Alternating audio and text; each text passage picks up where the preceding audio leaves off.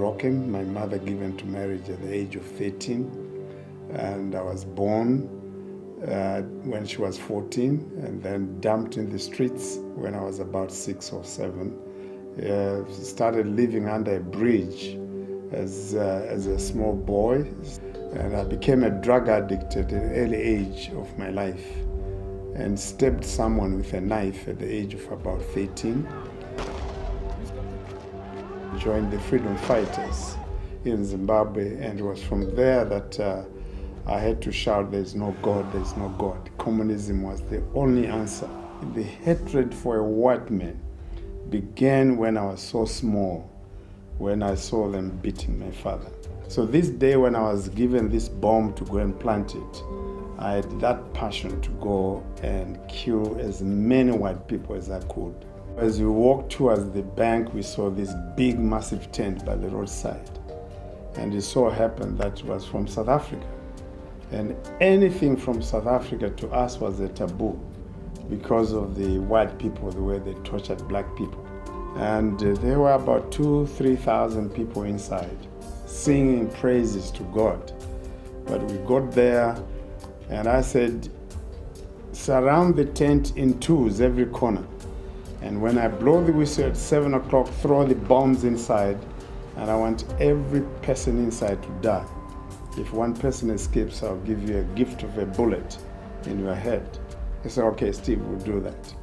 I said, well, since we've got 5 minutes, maybe let's go inside for 2 minutes only to look at the people we're about to kill.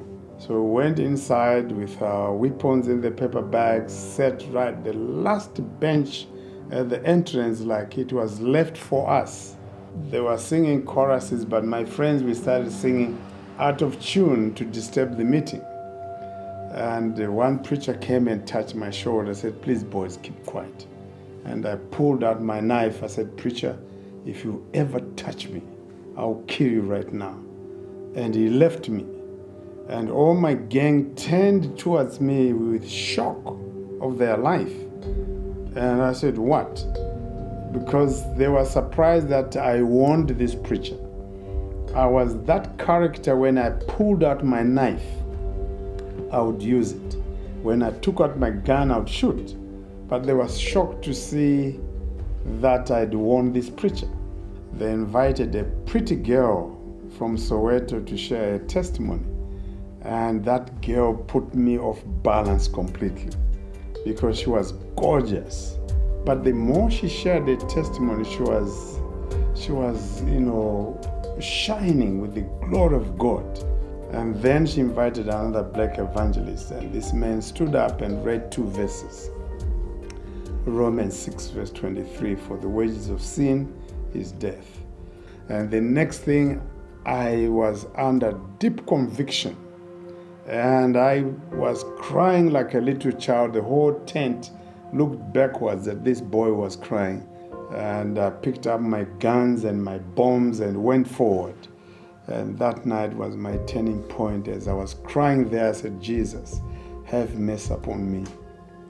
I want to surrender my life to you. And the peace I got that night was unbelievable.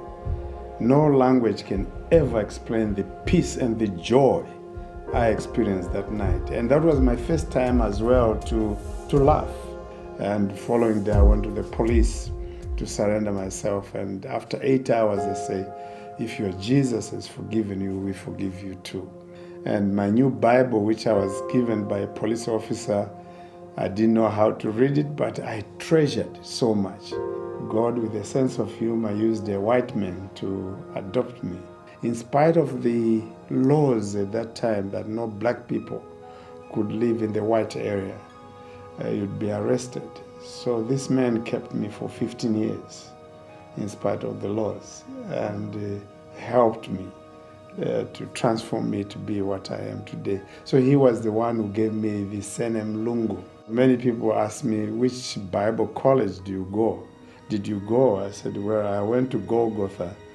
That's where I said, where is Golgotha College? I said, at the cross where Jesus was crucified. That's where I've learned everything about God. So to me, I can say My BA degree is born again. God has taken me around the globe preaching the gospel, meeting, presidents of different countries. They invite me, pay for my ticket, and preached around the United States, almost every state. 2 years ago, I was preaching at Pentagon to the CIA intelligence. They said, "You are the first black man to preach here." So I look at myself that God could, choose a person who was thrown away by my mother. Little did she know that the boy I'm dumping today will travel around the globe and, preach to statesmen.